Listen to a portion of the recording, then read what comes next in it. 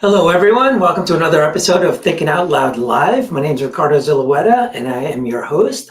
This show was made possible by Start Day One, which is a nonprofit foundation for mental health and suicide prevention. We have just a little different approach in the way we help people by being more proactive rather than reactive. A lot of organizations tend to be more reactive and actually wait for suicidal tendencies or mental health issues. And we believe that being able to reach out in advance is true prevention. Any kind of prevention requires a proactive approach, right? And so that's what we're doing. And the reason we're doing this show is we've been inviting different professionals and guests that can kind of discuss the topic of mental health that will hopefully change people's perspectives. And because we believe that by changing your perspective, all your decisions will follow. And that's actually where all the problems stem from. And in today's guest, we actually have Michelle Dixon to discuss how we can heal and make ourselves happy by simply listening to our body and connecting with our intuition. She's actually a trauma specialist and mindfulness coach with a background in bodywork for emotional healing.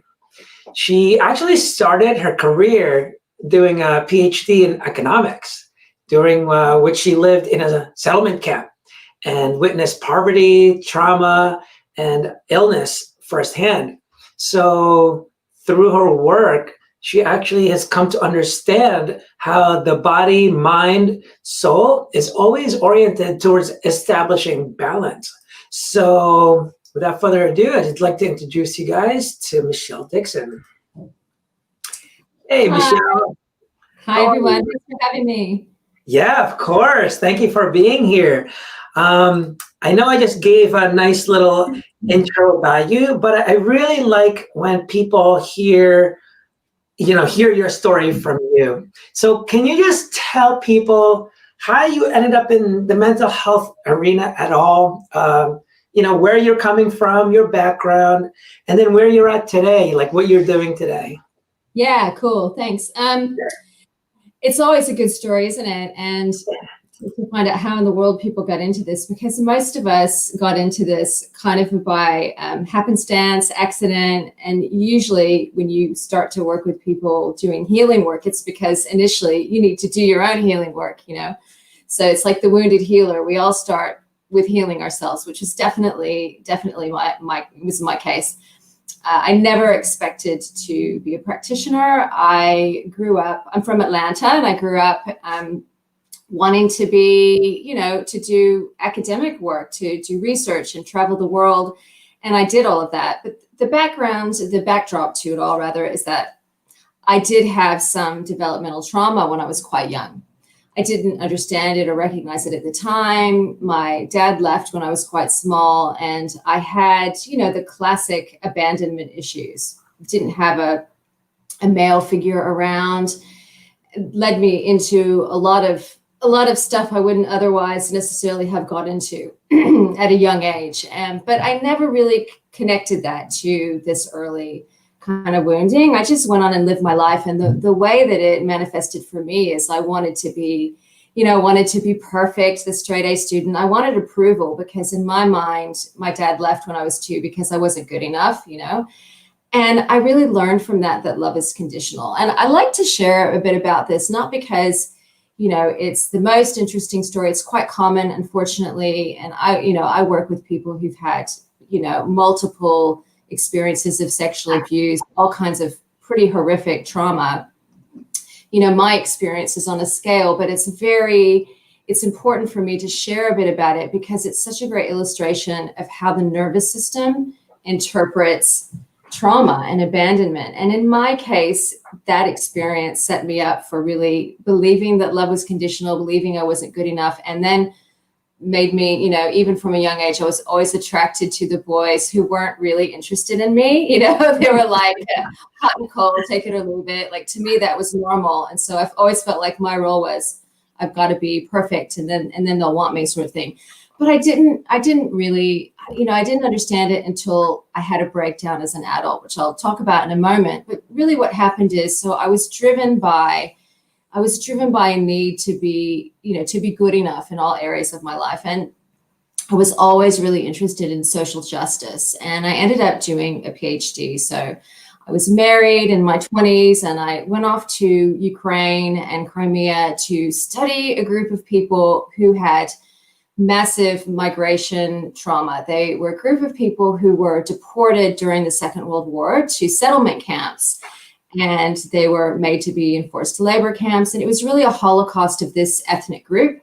Wow. And what I was studying was that they came back to their homeland after the collapse of the Soviet Union and kind of were reestablishing themselves. And they had a movement to be given political rights because they were discriminated against at every level. They were denied entry to university. They weren't given medical care. They weren't even given passports. And the economy had just collapsed. So they lived in abject poverty. They weren't given land to build in their homeland. So they lived in these settlement camps, which is where I lived. But their movement was famous because they were advocating nonviolently. They were peaceful. They were like Gandhi, Mandela. Everyone else was starting a war over their cause, but these people, the Crimean Tatars, had a really peaceful protests. And so I was there studying them. But what happened was, because I was living there for so many months, I interviewed nearly 100 individuals, like really in-depth interviews. What I really felt and noticed, and what really made an impression on me, was the trauma that they'd undergone collectively, like the transgenerational trauma, the kind of trauma where they don't remember in their family history ever feeling safe, ever feeling like they had rights, always feeling discriminated against. And it really left a lasting impression because they did not have access to mental health care, even medical care. They had a high prevalence of blood disease, like leukemias, probably because in Ukraine, the soil was still tainted from the nuclear explosion of Chernobyl, right? Yeah, right.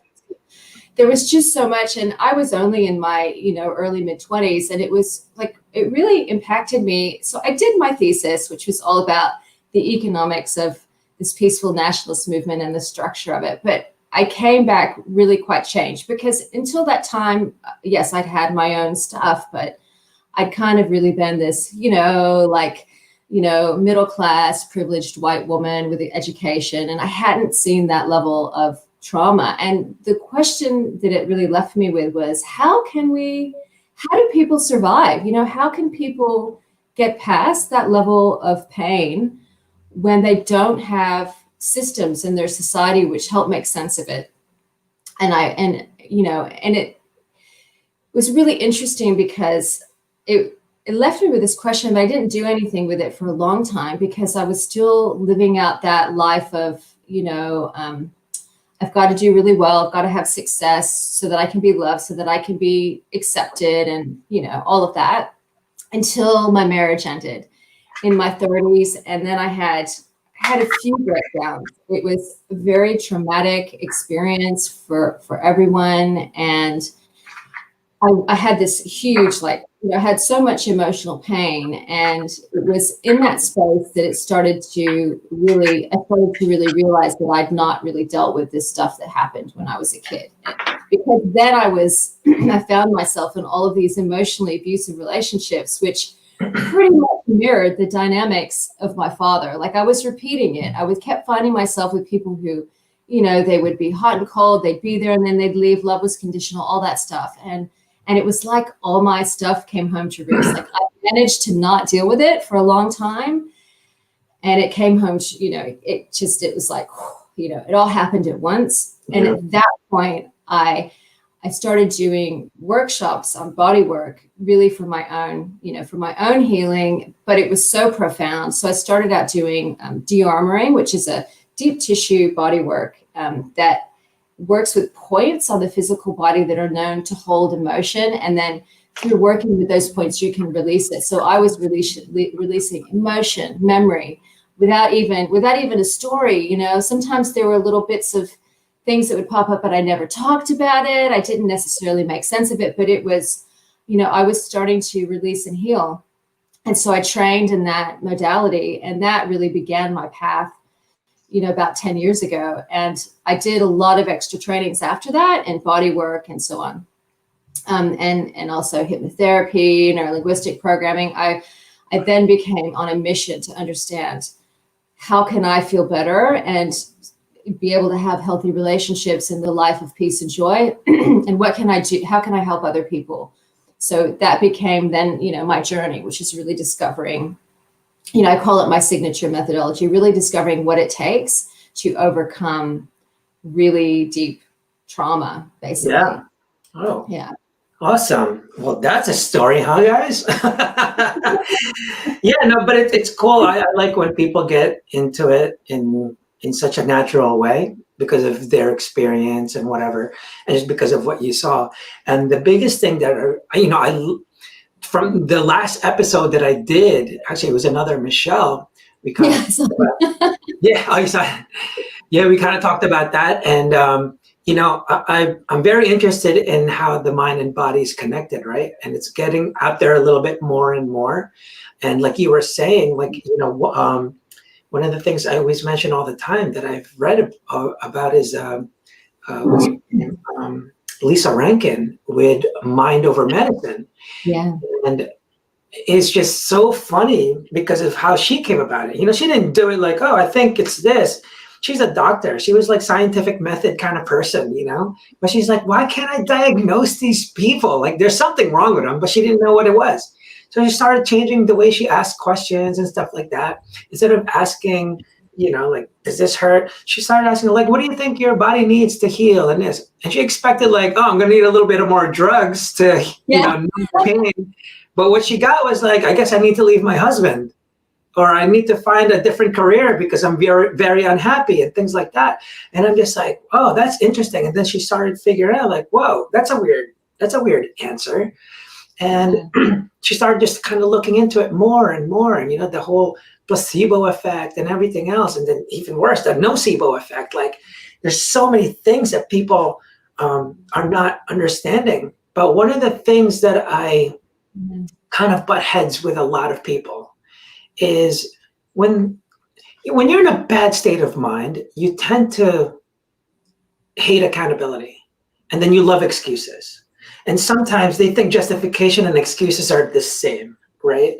And they always come up with, and they assume this is for everyone, that everyone is has a chemical imbalance, right? Yeah. And to me, and I'm just like, yeah, but you're under the assumption that chemical imbalance is the cause. The cause, rather than chicken or egg, right? Exactly, rather than the result. People that get checked when they have depression, well, because they're depressed, your cortisol level is going to be fucking up because your amygdala is going nuts right now. Like, yeah, because you're stressing out about your life. So no wonder your chemical is imbalanced, but you're blaming the result as the cause. And I'm just like, so I'm always, can you tell me what you've learned about that? Because, I don't have as much knowledge as you do, but I always come across that and I try to explain it. And a lot of times they kind of almost get angry, like, no, like that has to be me. But I'm like, so you're telling me no one ever got out of depression? Like, I don't understand. Like, what's your experience with that? Well, first of all, Ricardo, I think you have a lot of knowledge. You have a lot of knowledge. I can only speak from my experience. I mean, first of all, I just want to say, how incredible is it that we can have something going wrong in our body, like some kind of illness or disease, and not know about it? I mean, what is more us than our body? Right? I mean, it always seems incredible to me that how is it that we've got to a point that we cannot know if we have cancer, if we have a tumor, for example? It's in our body. How can we not know that? And I think at a level we do know it, but we live in a world where we are told that when you are unwell, it's only the expert who knows. So it's part of a shutting down. So we shut down our natural intuition, which is there all the time and should be able to, and gives us clues all the time. It's always talking to us. So we should know it's happening, but we don't because what's happening out there. And I mean, to answer your question specifically, a chicken or the egg, it's always related. External events create internal events. I mean, this is almost like a metaphysical question in a way, and I'm not sure we have any science behind it, but I do believe that illness begins outside of the body in terms of our thought forms, in terms of transgenerational patterns, and then it becomes something internal, and that includes, you know, something like depression, anxiety. Right. You know, it's something in our energetic field, and then it becomes a physical thing, not the other way around. Yeah, and I was actually trying to explain that. Like, I get how it's both ways, but a lot of times, you know, you can't keep saying that. It's basically like, then just give up, kind of, you know. That's almost like what she was kind of getting to, you know. So I'm just like, I don't think that's the case. I really think that if you give them the possibility that it is that, because if I believe your scenario where, oh, chemical imbalance, I'm done, that's probably not going to help me. But if I told you, even if you don't believe this method, it's probably better for the person to believe that they actually have a chance of getting out of depression. So I'm like, I don't understand the harm, like, because your method is more harmful, I believe. The same thing what doctors do, right? It's like everything is always about the result. It's kind of like you have to figure out the cause, or the result is always going to keep happening. I understand you can put Band-Aid, you can take insulin for diabetes. I'm not going to tell you not to, but I'm saying let's figure out the cause, because if you're still eating sugar like crazy, I'm pretty sure that's not a good idea. So when someone is doing yoga but still can't forgive your father, you're going to need to do yoga every 5 minutes. If all you did was forgive your dad, that is so much more release. And what I'm saying is, like, then the result would be a little bit less of that cortisol, less stress, less. And that's why I always say, like, it seems to stem from perspective almost all the freaking time. It is, yeah. And the truth is, and I always say to people, you know, it's, you know, finding an external healing method, a medication, a herbal product, a practitioner, a modality, that doesn't have to be excluded, and it shouldn't be. You should never not see a practitioner or your medical doctor. It can be part of the solution, as long as it goes hand in hand with really that really asking yourself what's happening on another level. And I see it all the time, and people who have, you know, physical illnesses, cancer, autoimmune disorders, it almost, to some extent, doesn't matter what treatment model they are using for themselves, as long as they're also doing the inner work. And there are loads of studies which show that even if you do the conventional cancer therapy, like the hardcore radiation and chemotherapy, if at the same time you're doing this deep inquiry work, you're really looking at your emotional life, your emotional patterns, your relationships, your early childhood, all of those, your exposure to chemicals, all of that. As long as you do that at the same time, your outcomes are better. Whether you're using oxygen therapy, vitamin C drips, or chemotherapy, it's so to some extent, and I think we're starting to understand, it's not always specifically about the thing. There's not like a one size fits all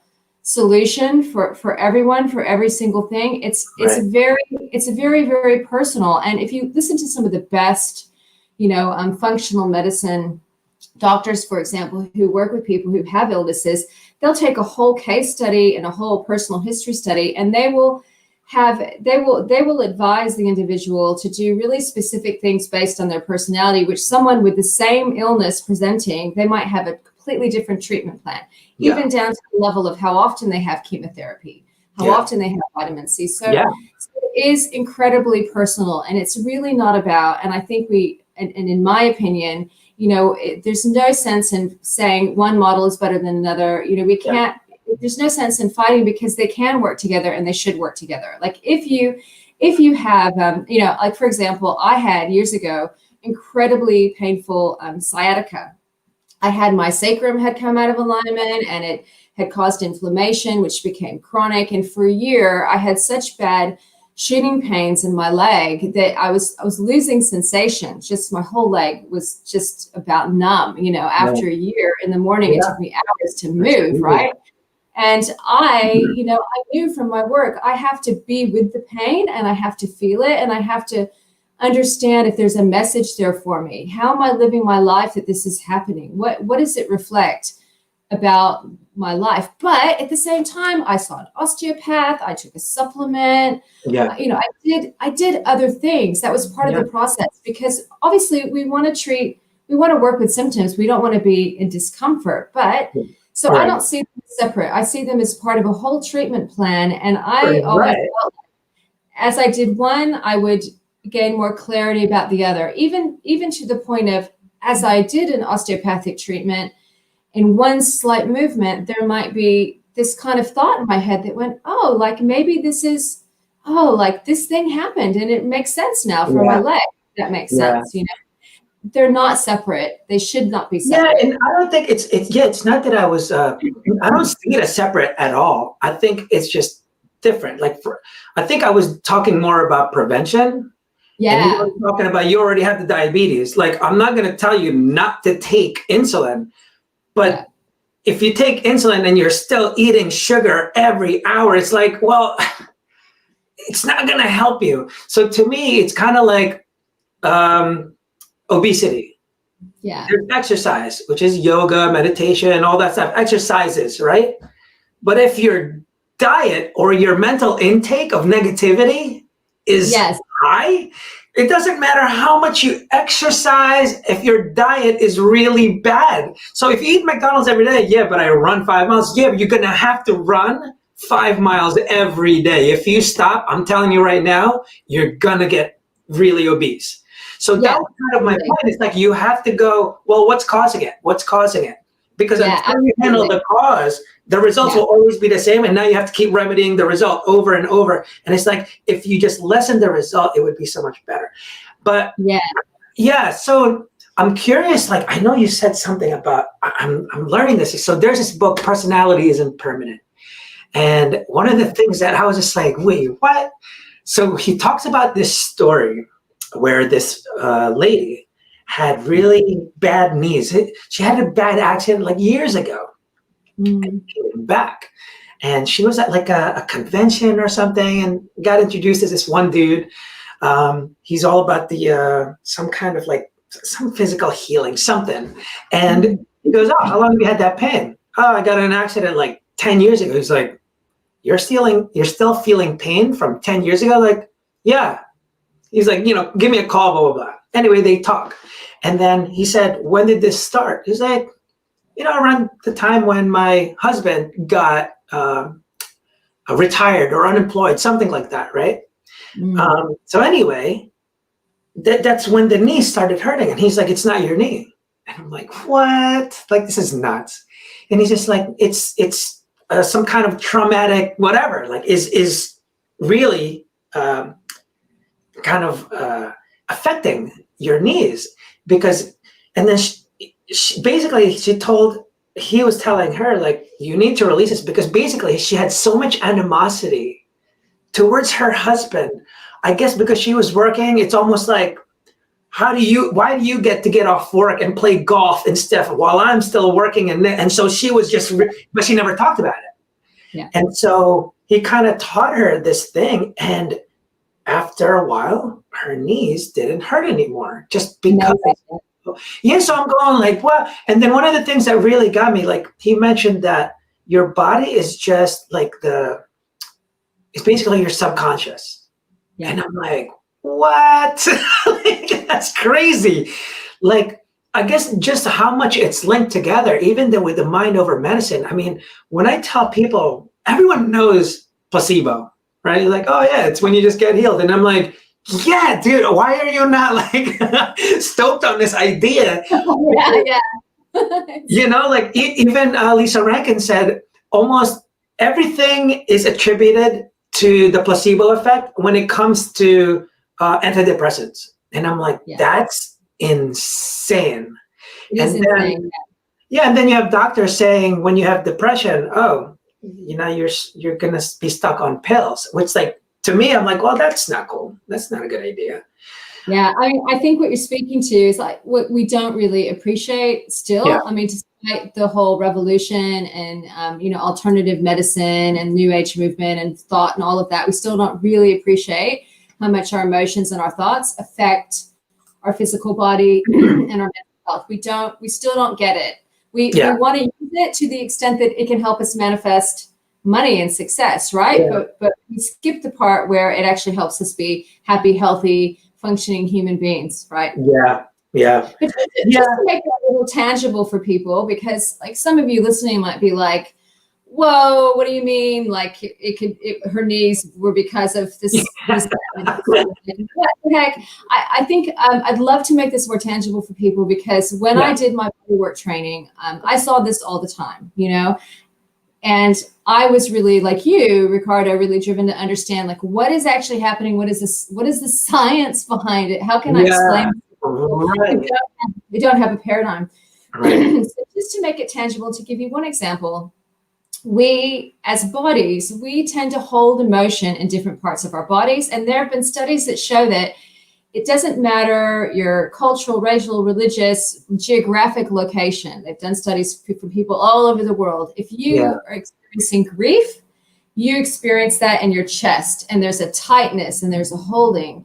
If you're experiencing fear, you hold that in your gut. If you're experiencing, and it goes on and on, right? There are different parts of the body that hold emotion. Now, I knew this from working with people on the table, doing my, geometry body work, that there's certain points that I knew if they had a release there, it related to this emotion, and then we could talk about it, what that had manifested for them and so on. But this is the thing, right? This comes back to the situation with the woman in the knees. So your body is covered in fascia, which is a really soft tissue musculature, right? Really soft tissue. And it is like, if you can imagine, if you have a hanger in the closet and you have a dress over it, this is how your fascia will kind of drape over your whole body. If you are holding this hanger and like my sleeve, right? If you pinch part of it, it's going to change how that falls over the whole of your body. So hopefully all the viewers can visualize this. If you have a piece of fabric and you pinch some of it, it changes the whole way that fascia, that fabric of your body is holding tension and so on. And then your body, your bones, your musculoskeletal system, your muscles, your tissues, everything has to compensate in order to keep working. It's like, if you have a cast on your arm or your leg, you have to learn how to walk with it, right? Your body adjusts to the constriction. So this is the same way that emotion can cause a physical manifestation, which seems to not be related, right? It seems to be related, but actually it is. If you're holding huge resentment and anger, and we know that we hold that in our gut and in our hips, right?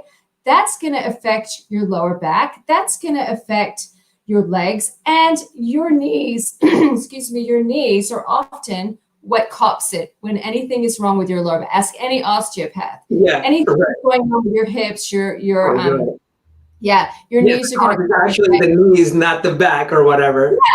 So when someone goes, oh, the knees are because of resentment, like some of you are going to go like, what the? But there is actually a lot of, it makes sense. If you know anything about the body, how you experience that emotion, it makes sense. It's not woo-woo weirdness. It's just, it's reality, right? It's reality. We all hold emotion in our bodies all the time. That's being expressed and affecting us. And it's funny, like that's why more and more, like, it really intrigued me. Like, I keep mentioning mind over medicine because it's the really the biggest thing that I read that was like, she wasn't even talking about mental health. Do you know what I mean? Like, it has nothing to do with mental health. She was going like, what is causing the issues here? What's going on? So we're talking about the placebo effect. And she starts talking about all this science because she's not a believer. Her freaking parents are doctors. So it has to be the scientific method. I'm not just going to go like, wow, spiritual. And like, no, she didn't talk about that at all. She's like, wait, what's happening here? So she started researching what is spontaneous remission. It's like basically people getting healed just by placebo or by doing nothing, basically. And so she was really intrigued. It's like, why is no one talking about this? This is insanity. And when you learn about that, how people are getting healed, like people have heard this, but they just go like, oh yeah, I know about that. But they don't go like, whoa, wait a minute, how can I use that? So, it's common, but no one really pushes it. It's weird. Like, and we're just talking, so to me, like cancer is really bad, right? But when you can actually, just by thought alone, how it affects your physical, you're, then you could probably use it for your mental health chemical imbalance, So like one of the things that she learned on there, even to the point of, how people always say like, oh, your dad was suicidal, you will be too, because it's in the genes, or, oh, he's an alcoholic, oh, it's in you too. And she did this study, this doctor was comparing cells, right? And basically it can the stem cells, it can basically take the form of the external, kind of like what you were mentioning, like the external factors, it basically like becomes that. And so your genes can go on and off based on what you kind of, I guess, nurture it, or, what you do. It's not stuck there, basically. And that's what I like. Yeah, it's epigenetics, which is about.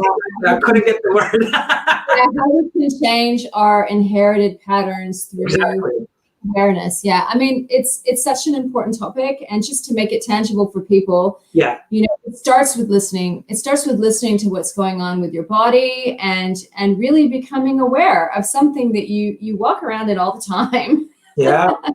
And it's always communicating to you. It's communicating about your mental health, your physical health, your safety, your safety in your environment, self-preservation. And we just need to learn how to listen, because when we learn how to listen, we can start responding towards our growth rather than towards just living out patterns that we might have inherited from our family, from our environment, from our society. And look, I think that disconnection from our body is one of the biggest evils of modern life. Like we can spend hours a day not connected because we're on our devices, we're, busy with work, we're preoccupied with the need to get by, to, make a living. And what really suffers is our connection to our body. And I really believe that the body is the home of the soul, and that the easiest way to really get in touch with your higher self, your essential self, however you want to perceive it, is really to go into the body and really be present with the body, because your body is communicating through your emotions, through sensation, through pain, through injury, through that gut feeling, and everyone will experience that communication differently. And I'd love to support people to start to really investigate how that happens. But when you start to listen and ask yourself, hang on, like, what's happening here? I'm having this emotional reaction to this situation. What's really happening here with me? Yeah. That can lead you to a series of experiences which give you insight into yourself, and then compassion. Yeah. And when you start to have compassion for yourself, and you start to have that lived experience of compassion and love, that is the most healing experience. That vibration, if you will, that experience boosts your immune system, boosts your mental health, can shift you out of negative thinking. So listening, compassion, awareness, love, it equals health. It equals a happy life, a joyful life. Yeah. And it's funny, like a lot of times I end up kind of comparing like entrepreneurship with mental health. People like, everything that you do, business, work, all that, those are just extensions of yourself. So work on yourself. You're like the main startup here. And, but it's funny, like when you talk about that, it's really that like self-evaluation, listening to your body and go like, with businesses, you have like monthly, quarterly, like kind of evaluation, like, hey, where are we at? But no one ever goes like, all right, where are we at, man? Like, where are we at? What's going on? Am I breathing okay? Where's my weight? How much did I eat? How much fat did I eat this week, or whatever? I mean, there's people that go a little psycho on that, but no one really does this self-evaluation like you're talking about. And it's sometimes just that self-awareness, and you're going like, wait a minute, something's up with my back. What is that? What's going on? But it's not like I hurt myself or anything. Like, what is that? Yeah, like I didn't do anything to my back. Well, no, but like what else is happening in your life? Like shoulders are often like you feel like you're carrying a burden. Yeah. You feel like you've got a lot of, you've got a lot of responsibility on your shoulders. I see it a lot in my male clients who are carrying their families financially and feeling that pressure. Yeah. They'll have like, feel the pressure. Yeah, yeah. But I mean, it's with everything. If you're going, well, you know what? Like here's a totally different example, just to Yeah. mix it up. Like if Yeah, I someone's love like, examples. I'm really angry at this coworker. This person's always triggering me, and so now I'm feeling like kind of, I'm just gonna F off. I'm just gonna, you do your thing. I'm gonna bury my head in the sand over here because I'm so angry. Yeah. If you work with that and go, well, when is another time in my life I felt this kind of anger? What does it remind me of? When else have I had a feeling that feels like a particular burning in my chest and blah, blah, blah. And then you go, oh, it's when my dad yelled at me when I was a kid, and he yelled at me and okay. And how did well, that's interesting. That's the same feeling I had in my body when dad yelled at me when I was a kid. Okay, that's weird because it's a coworker, but okay, my body is remembering my dad. And how did I cope with it at the time? Oh, okay. I was scared of him, so I hid and I kind of froze. That was my defense mechanism. And then you go, oh, holy crap, that's what I'm doing with this coworker. I'm feeling this anger and I'm freezing, and it's affecting my work life. It's affecting my productivity, my mindset, so this is how your body is communicating to you, hey, you've got to deal with this stuff that you haven't deal with it. Right. Yeah, because otherwise it doesn't just affect your body, and then it might become a health issue. Right now, it's a workplace issue, and you're pissed off at your colleague, but that can become a health issue. Anger, it can become something else. And that's what I refer to, like the back pain and all that. It's like that's just that's the result. You know what I mean? Like that's the result, and you have to figure out what's causing that. When you keep diving in, you got to take care of that. You're gonna need a masseuse every day. You know what I mean? Yeah, this is the reality. If you take care of your business at the emotion level, then it's not going to become a physical thing. By the time you have physical pain, your body has been trying so hard to get your attention. Yeah. You haven't been listening. Now it's shouting. Shouting at you. That's true. Yeah, and it's funny. Like I was reading this that book again, Personality is Permanent. He was talking about trauma, and he says that people that are I guess just a healthy mindset have a more flexible. I guess that the whole neuroplasticity thing, right? Yeah. And you're just more flexible that way. And when you hit trauma, you become more fixated. And what I've learned from that, just from my experience and stuff, I've seen like we're always constantly evolving, right? Yeah. And the future you is not going to be the same you today, and the past you is not the same you today. Like at least it shouldn't be. It shouldn't be. You should be constantly growing, right? And when you hit trauma, to me, what I've learned is like, based on what he's saying, it's like, I feel like we're evolving. And then when someone hits trauma, they're actually forcing themselves not to evolve because they want to be that same person before the trauma. It's like, it's almost like it captures them. It's like, and they can't, kind of like the whole turning into a butterfly, they're still in there and they just won't evolve. It's like, because they think it's going to be like a painful thing, but it's one of those things. It's like, yeah, you might go through a little bit of pain, but it's going to be much better when you do, kind of thing, Yeah, so, trauma is stuckness. Trauma is being fixed and stuck. It's the opposite of growth and evolution. That's what trauma does to you. And trauma is really it's not about what happened. It's about the extent to which it's affected your nervous system and your reactivity, how you react to your environment in terms of your nervous system and your limbic system, which is like the emotional processing center. So if you're hypervigilant, I was just talking to someone I interviewed for my program the other day, and she was like, I thought I was an empath, but actually I had so much childhood trauma, I was hypervigilant because I had to learn how to read a room so that I could protect myself from that's what I learned as a child. So if you're finding you're walking through your world, you're hypervigilant, you're always looking for danger, you can read everyone's emotion, self-protection. If you're having flashbacks, if you're you're extremely emotionally very sensitive, insomnia, you're freezing whenever you feel nervous, you're not able to take action in your life. There are lots of symptoms. It's probably because of trauma rather than just, bad luck, something went wrong. Right. And the trauma, it actually changes you. We know that it changes the brain. It changes you biochemically. It changes like how much cortisol you produce, which is a stress hormone. You can deplete it because you're producing it all the time, which you can, as a woman, can devastate your hormones and affect you at that level. It changes your nervous system. It changes your amygdala. It changes parts of your brain. Like it can permanently change you. So it can give you a feeling of being stuck. And there are ways to heal, of course, but as you say, it is painful because you can not want to go in there because you're afraid of having to relive it. And at this point, I would say, this is a little off topic, but just beware of starting trauma healing with a narrative history with like, this is what happened when I was 3, because talking about it can sometimes re-traumatize you. And there are other ways of getting your brain back online, getting your body back online, and going into that growth mindset. Yeah. He mentioned something like, never try to do that unless you're in a good place. That's what he was saying. He's like, don't do that when you're still bad, because all it's going to do is bring you down even further. But that was definitely interesting that he was saying that.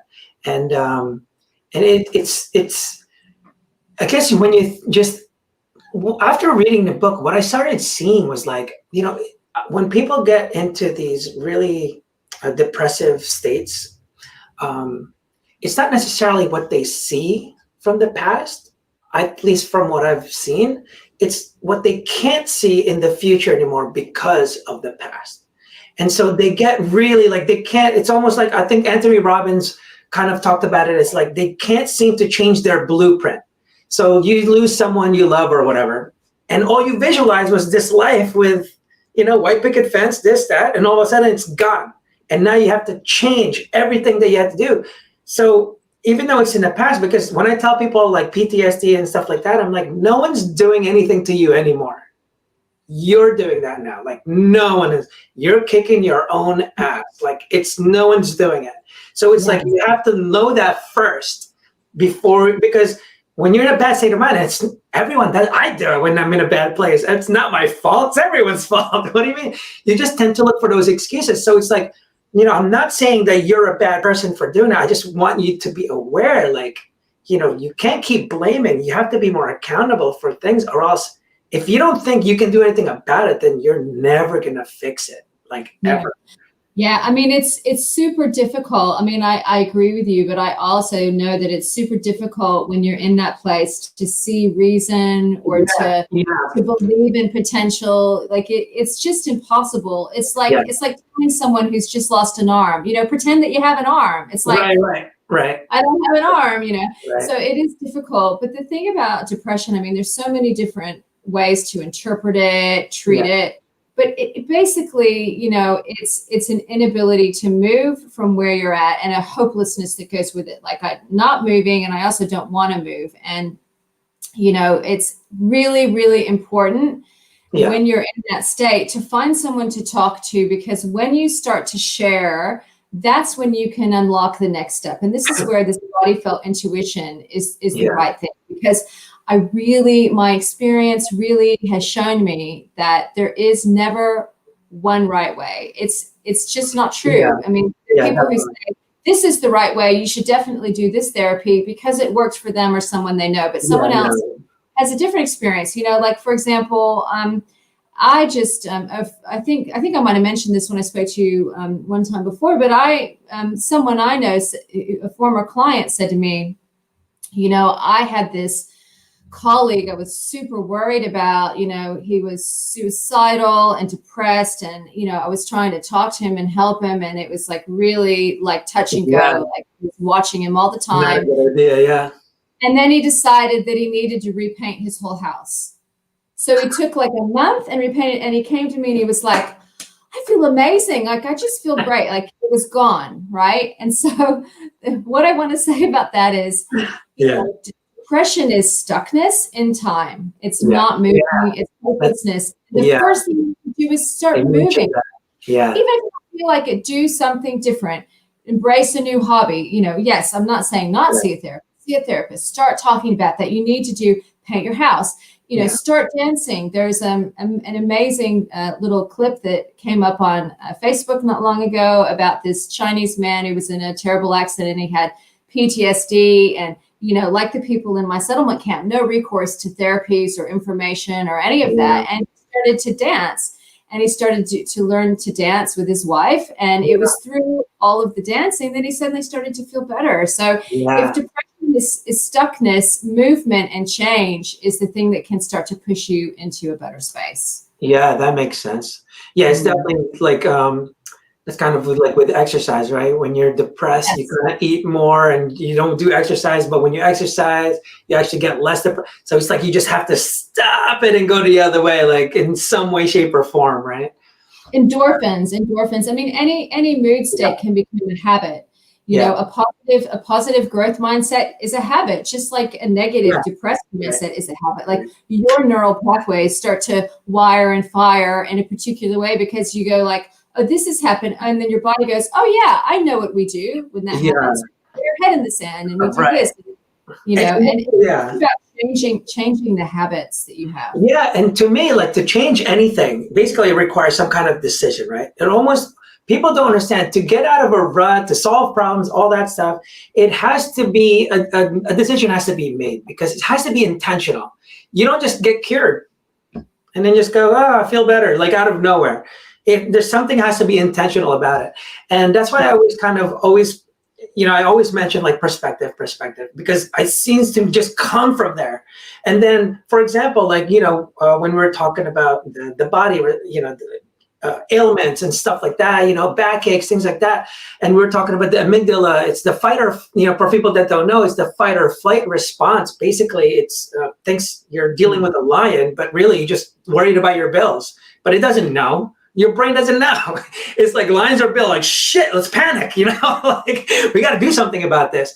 And so, but to me, so they call it, a stress response. It's responding. That means to something. What is causing it? So that's the cause. So it's like, and to me, a lot of times it goes to the perspective, and that's what kicks in, the amygdala and all that stuff.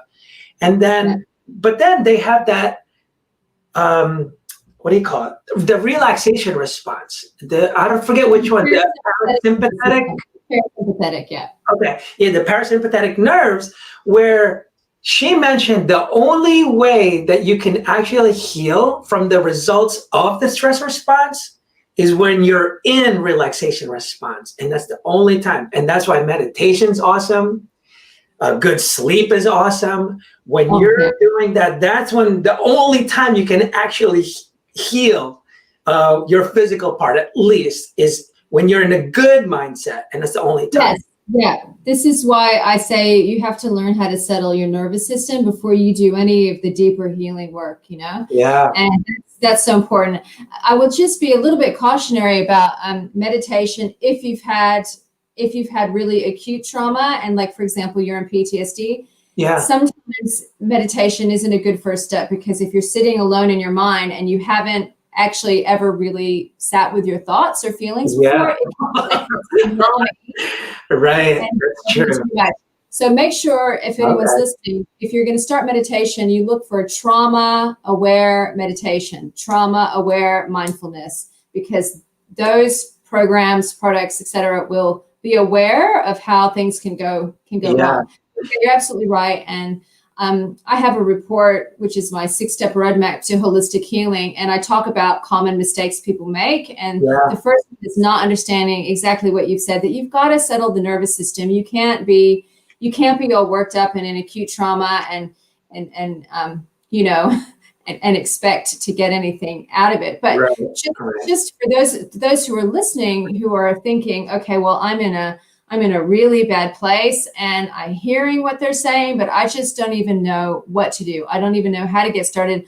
I don't feel like I want to. I know I should, but I don't want to. What do I do? And I just want to say to those people, have the intention, first of all, the awareness that you don't want to, and be compassionate with yourself about that. As in, like, say to yourself, oh, I'm noticing that I'm so depressed. I don't even want to get out of bed. This really sucks. I want to get moving. I want to make a decision, but I can't. Sit with that. Be really honest with yourself, and then say to yourself, I have the intention to figure out a way that I'm going to take a step. I want to make a decision. I can't, but my intention is that I will make that decision to get better. Right. And you can at that point say, please help me. And if you're religious, you can draw on that resource, or spiritual. If you're not, you can just be confident that your body is always wanting to be in balance. It's always wanting to come back into balance. And you can trust that at some point your system is going to be like, enough. Yeah. But have that intention. It makes all the difference. I've seen people Yeah. go from black hole to just like, suddenly I'm going to paint my house, or I'm going to I know. Yeah. And it's so funny. Like, like that's actually why we called our nonprofit foundation Start Day One. Because Awesome. people like, we're trying, the mission is to help people change their perspective from dreaming of one day to starting day one. Day one means there's a day 2, 3, 4. So I'm not saying, hey, you're going to be all good tomorrow. We're saying it's like, until you make the decision to start, it's never going to get there. But no matter what, that is the first step. And I've met people that can't, you can tell they're in a bad place when they reject that idea. When they're like, no, I'm like, I didn't say you're cured. What I'm saying is that's where it starts. And they're just like, no. And I'm like, it's different for everyone. I'm like, no, it's not. It's the same. So I already know, like, oh, you can't do it yet. And that it's because of accountability. The soon as they believe what we just said, that it starts with day one, it's intentional. They think like, no. Because if they agree, then they have to be accountable now. They're like, shit, you're right. Once they say you're right, like, okay, that means are you going to decide to do it? Yep. Now you can't use the excuse anymore. That's it. And so they're so afraid of that. And I've seen that. And it's like, oh, so that's actually what's stopping you. You don't want to be accountable for it. You want to keep that excuse in the background.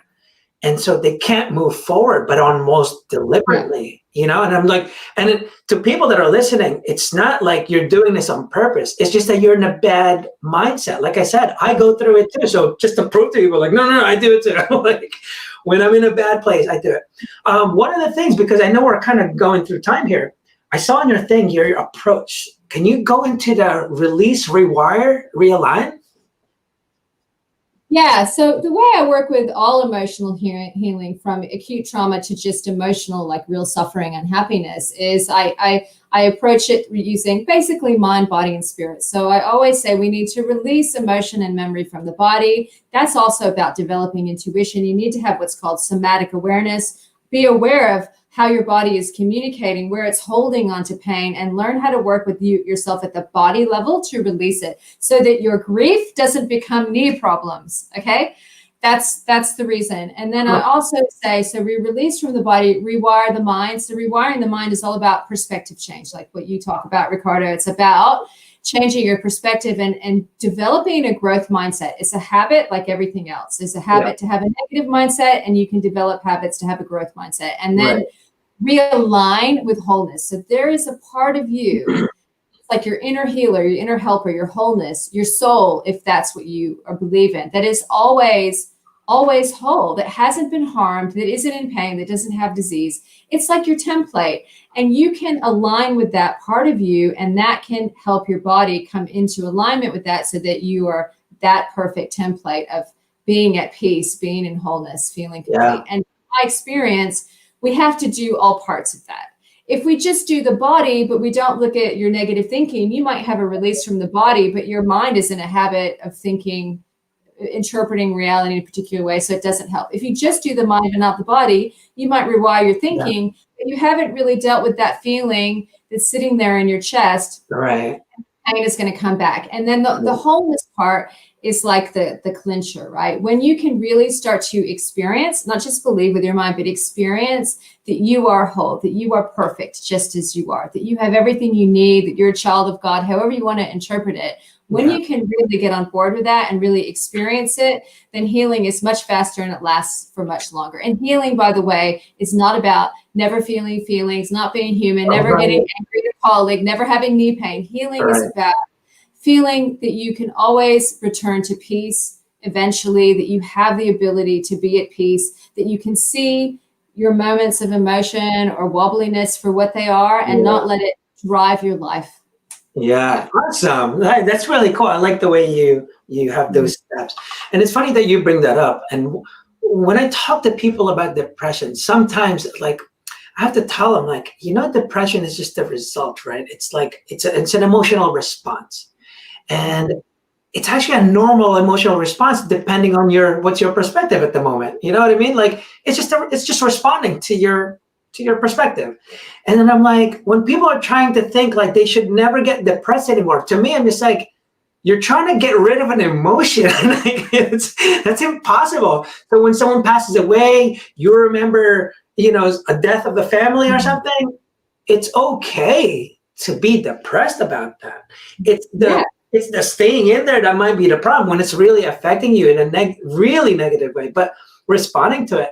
And when people don't kind of understand when they say like, it's just a response. And I'm like, it's the same thing as happiness. Happiness is not something people have and then they're happy forever. No one, I always hear people saying like, oh, I've been dealing with depression for like 16 years. I have not once heard someone like, oh, I've had happiness for 16. Like no one's trying to get rid of angry. Oh man, I'm still dealing with anger for like, 5 years. Like, wait, what do you mean? Well, I get angry when this. It's like, well, yeah, maybe the temper part, but don't get rid of anger. That's impossible. So I'm glad that you kind of say that because I don't know when it became abnormal.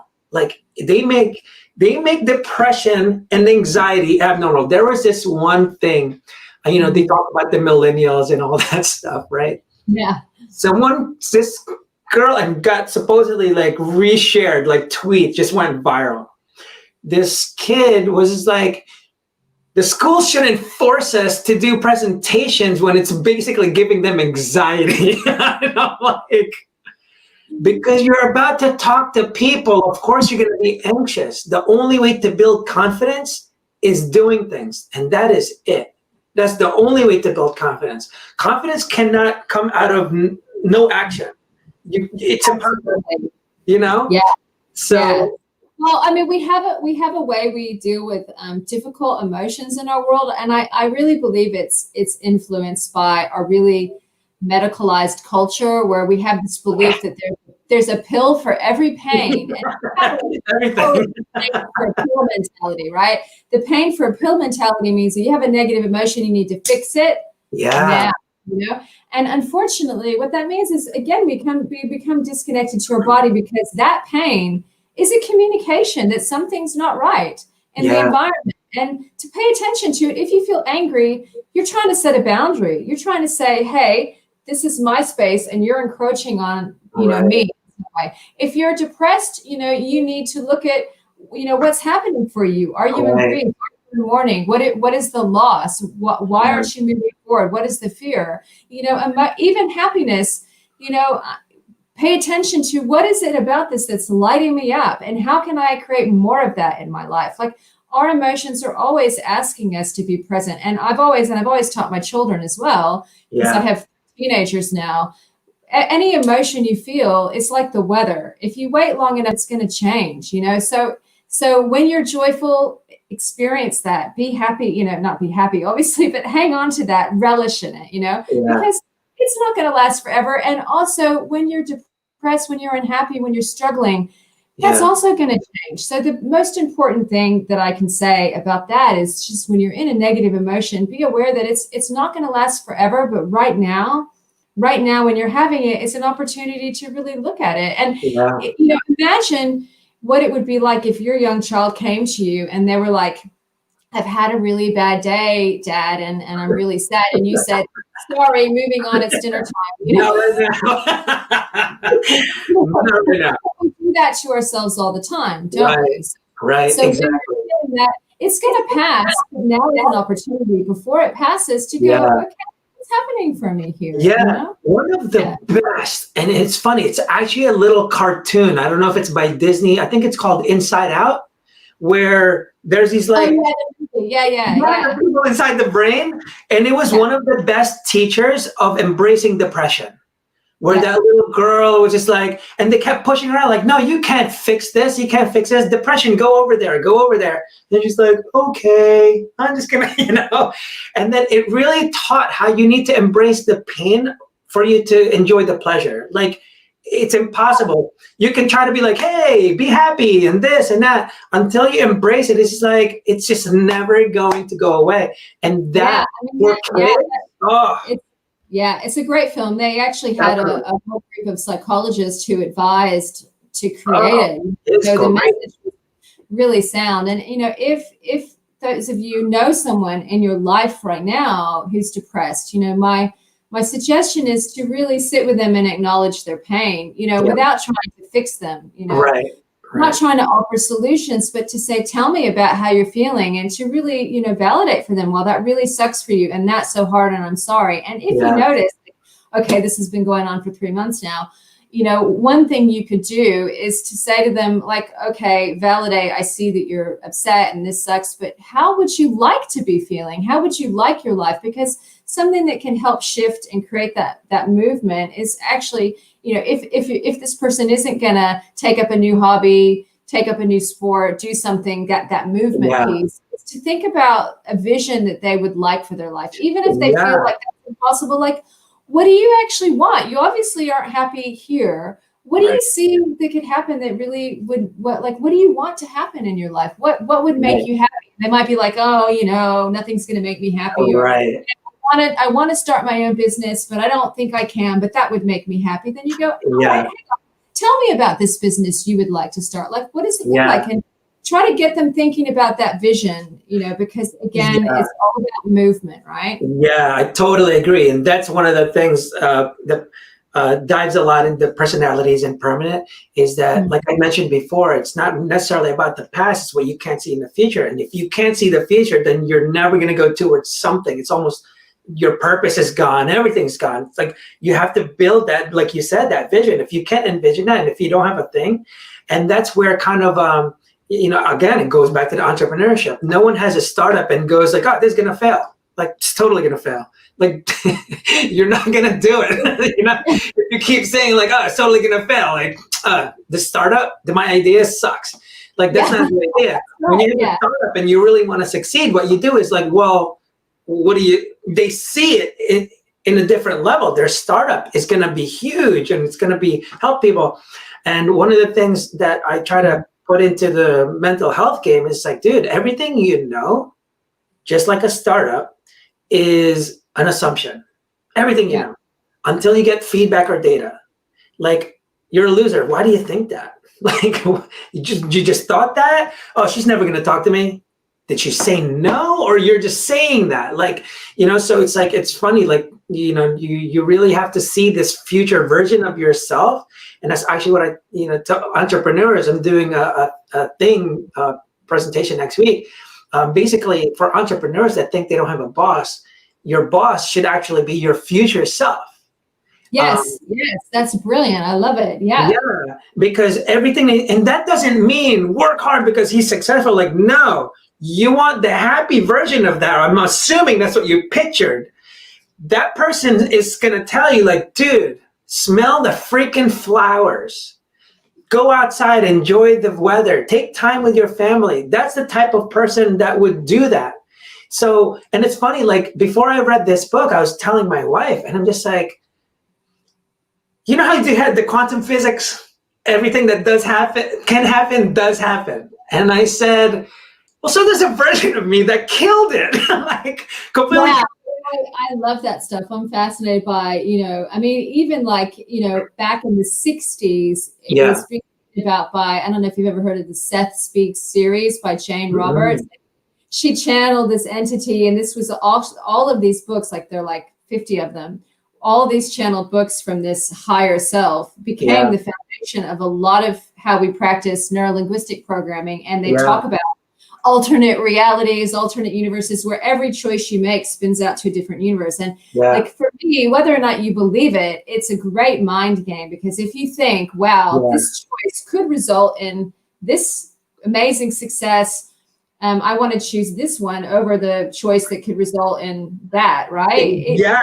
great mind experiment, and it's used a lot in neurolinguistic programming and other modalities to get you to really think about, you know, if there is a crossroads, which direction do I? And it's enormously helpful.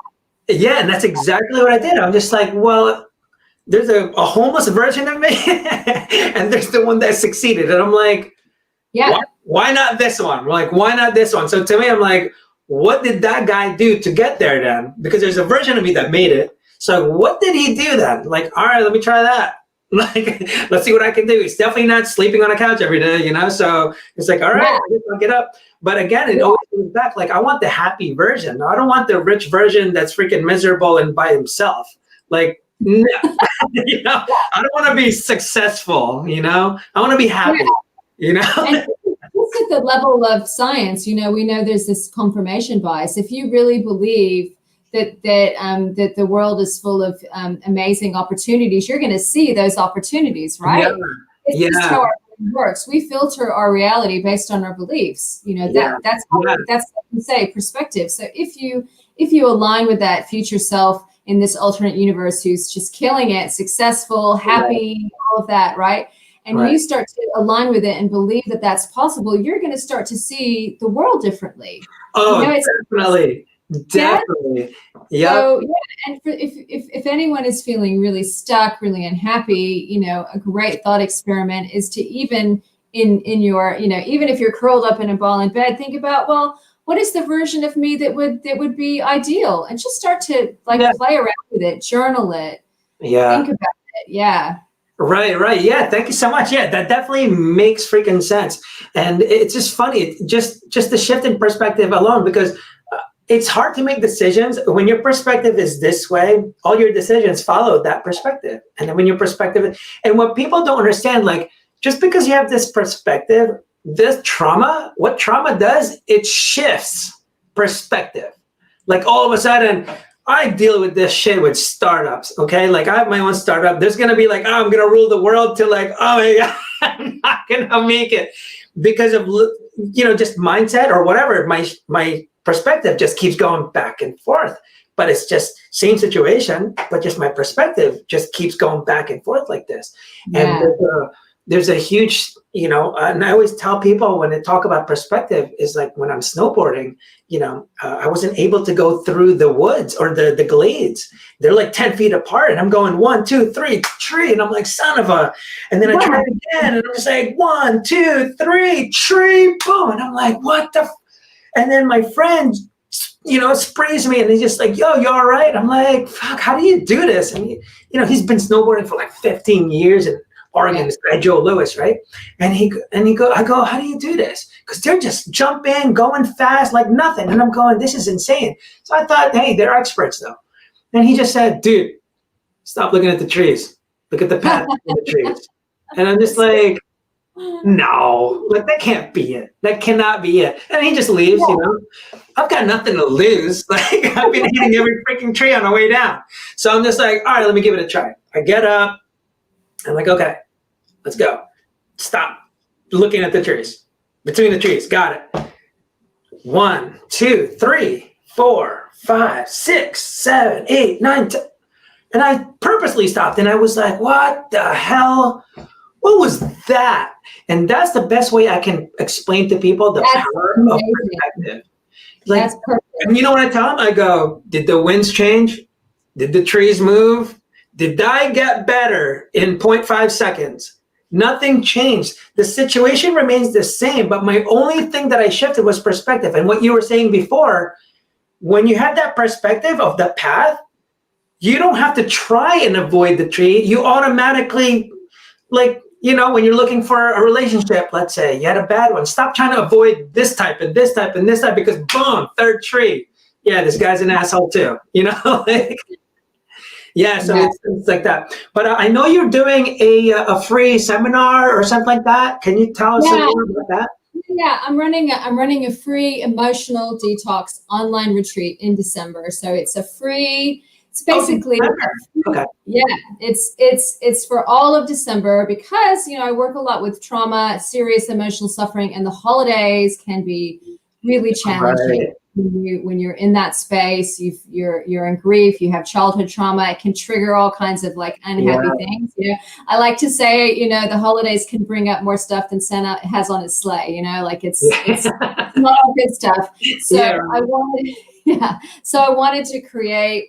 I wanted to create something to really support people, and it has a little mini course with it that just guides you through how to detox yourself emotionally, working with the body, get those negative emotions out, how to create strong boundaries and around toxic people, how to work with mindfulness for triggers, so you're not so triggered by Auntie so and so who drives you crazy every Christmas. And then how to, I know it's important. And then it's true. And then how to create new traditions that are going to light you up, because maybe the other traditions, and it's not about what you celebrate, it's not about your religious holiday, it's about that end of year is a time when families come together.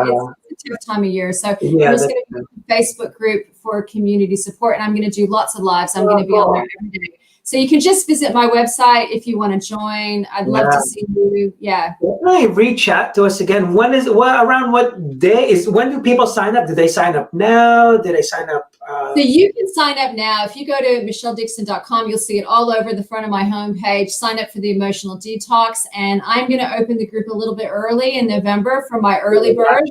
So we can get to know each other. They can go to here. Join the free emotional detox, everyone. Oh, awesome.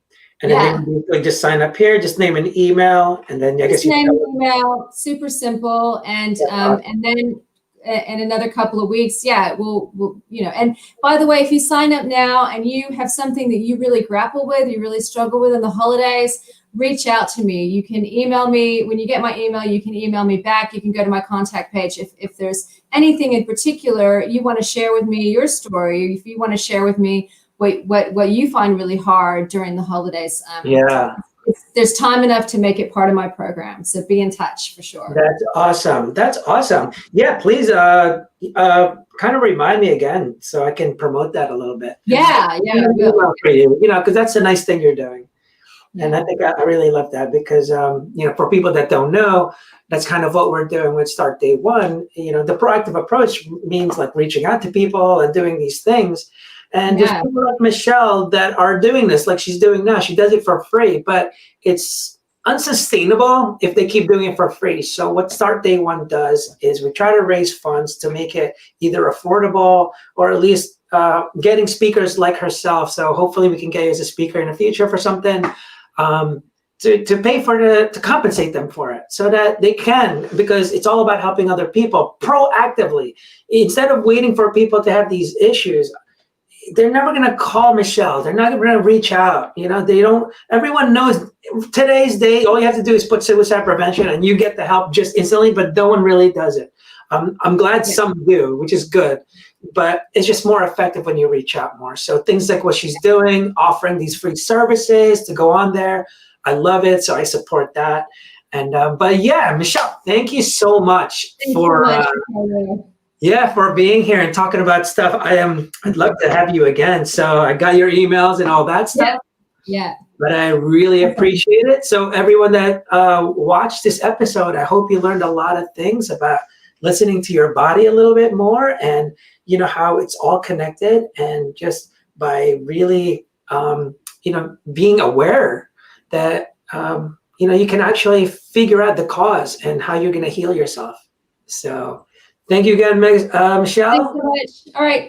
Goodbye, everybody. Have a great day. Until next time. Bye. Bye.